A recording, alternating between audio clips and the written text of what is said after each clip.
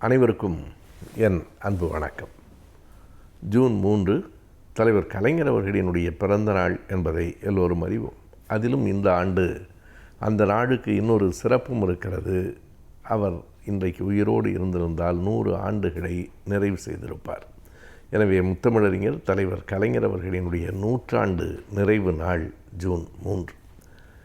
இந்த 20ஆம் நூற்றாண்டில் அவரை போல பெரும் பெரும் சாதனைகளை செய்தவர்கள் என்று மிகச் சிலரை மட்டும்தான் நாம் குறிப்பிட்டு சொல்ல முடியும். ஒரு மிக நீண்ட வாழ்க்கை, பொறுப்பில் இருந்த காலம் கூடுதல், செய்த செயல்கள் அதிகம், எழுதிய நூல்களின் எண்ணிக்கை மிக கூடுதலாக இருக்கிறது என்று எந்த துறையிலும் குறைவு என்று சொல்ல முடியாத ஒரு வாழ்க்கைக்கு சொந்தக்காரராக தலைவர் கலைஞர் அவர்கள் இருந்திருக்கிறார்கள். 1924 பிறந்து 2018 94 ஆண்டுகள் இந்த நாட்டில், தமிழ்நாட்டில் தமிழர்களுக்காக வாழ்ந்த தமிழர் தலைவர் ஐயா கலைஞர் அவர்கள் 2018 ஆகஸ்ட் 7ஆம் தேதி நம்மை விட்டு மறைந்து போனார்.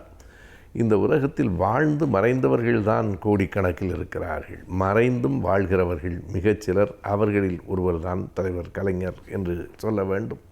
அவர் மறைந்தும் வாழ்கிறார் என்றால் அவருடைய பணிகளால் அவர் வாழ்கிறார், அவருடைய எழுத்துகளால் அவர் வாழ்கிறார், அவர் இந்த நாட்டுக்கு செய்திருக்கிற தொண்டுகளால், சாதனைகளால் வாழ்கிறார் என்று சொல்ல வேண்டும். இத்தனை பெரிய பன்முக ஆளுமையை நம் காலகட்டத்தில் நாம் பார்க்கவில்லை என்பதுதான் உண்மை.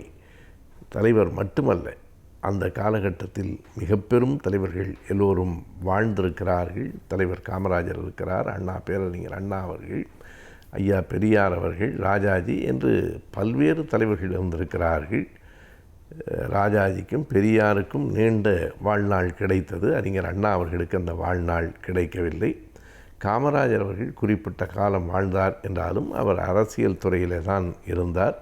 தலைவர் கலைஞர் தான் அரசியலில், இலக்கியத்தில், நாடகத்தில், கலையில் என்று அனைத்து துறைகளிலும், இன்னமும் சொன்னால் பத்திரிகை துறையில் அவர் எல்லா பொறுப்புகளிலும் இருந்திருக்கிறார்.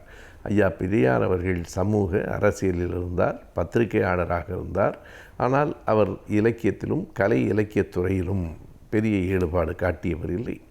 இலக்கியம், கலை எல்லாவற்றிலும் ஈடுபாடு கொண்டிருந்த, எல்லாவற்றிலும் ஒரு முன்னோடியாக விளங்கிய பேரறிஞர் அண்ணா அவர்களும் கூட வாழ்நாள் மிக குறைவாக இருந்த காரணத்தால் கலைஞர் அளவுக்கு அத்தனை தூரம், அத்தனை பக்கங்கள் எழுதியிருப்பார் என்று சொல்ல முடியாது.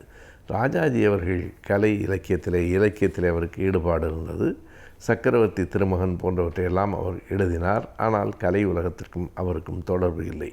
அரசியல், சமூகம், கலை, இலக்கியம், பத்திரிகை என்று அனைத்து துறைகளிலும் ஈடுபட்டு அனைத்து துறைகளிலும் நீண்ட நாள் கோலோச்சியவர் தலைவர் கலைஞர் அவர்கள்தான். காமராஜர் இந்த நாட்டில் முதலமைச்சராக இருந்தார். அது 8 ஆண்டுகள்தான்.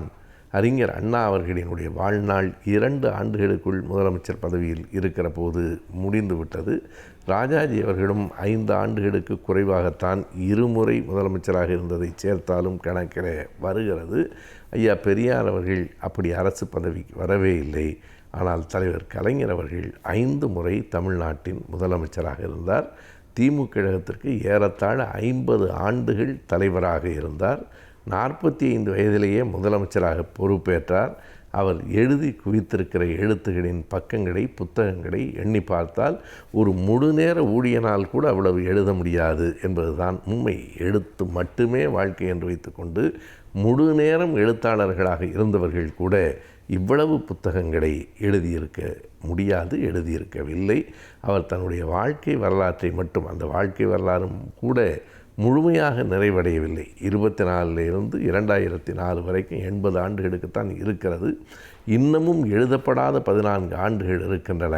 அதனை விட்டுவிட்டு அவர் 6 தொகுதிகளாக அவர் எழுதியிருக்கிற அந்த நூல்களின் பக்கங்கள் எவ்வளவு என்று பார்த்தால் 4162 பக்கங்கள் வாழ்க்கை வரலாறு மட்டும். அதனை தாண்டி ஏராளமான கட்டுரைகள், 54 தொகுதிகள், அவர் எழுதிய கடிதங்கள் மட்டும். எனவே அரசு பொறுப்பில், சமூக பணிகளில், கலை இலக்கிய ஈடுபாட்டில், எழுத்துலகில் என்று அனைத்து துறைகளிலும் கோலோச்சிய ஒரு மாமனிதர்.